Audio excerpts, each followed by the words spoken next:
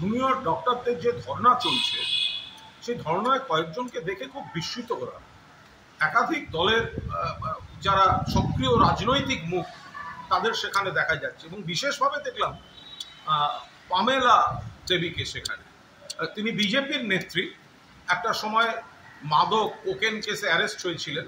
আমি কেসের আপডেট নিয়ে উনি দোষী না পরে তিনি কেস থেকে বেরিয়ে যান আমি এর মধ্যে যাচ্ছি না, ওনার কেস নিয়ে কথা বলা আমার উদ্দেশ্য না।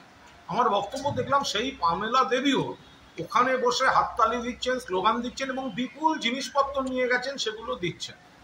আমরা শুনেছিলাম এটা অরাজনৈতিক, কিন্তু তারপরে যা যা মুখ সেখানে দেখছি, যা যা ভাষণ, যা যা স্লোগান, তো সেগুলোর সঙ্গে এই জুনিয়র ডক্টর নেতৃত্বের কি যোগাযোগ, কি সম্পর্ক, সেখানে যে রসদ যাচ্ছে সেগুলো কি চেয়ে নেওয়া হচ্ছে না কিভাবে আসছে, এগুলো তো একটা প্রশ্ন চলে আসে। মূল যে কারণে জুনিয়র ডক্টরদের আন্দোলন, তাদের সহযোদ্ধা যে তরুণীর ধর্ষণ এবং খুন, তার ন্যায় বিচারের দাবিতে আমরাও সহমত।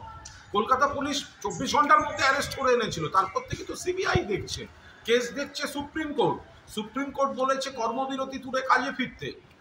মুখ্যমন্ত্রী এবং রাজ্য সরকার আলোচনার দরজা খুলে বারবার চিঠি পাঠাচ্ছেন, কিন্তু কাদের বুদ্ধিতে, কাদের উস্কানিতে এই আলোচনাটা ইতিবাচকভাবে খোলা মনে জুনিয়র ডক্টররা সাড়া দিচ্ছেন না এবং তার ফলে গরিব মানুষ, লক্ষ লক্ষ মানুষ চিকিৎসায় হয়রানি হচ্ছে, মৃত্যু হচ্ছে।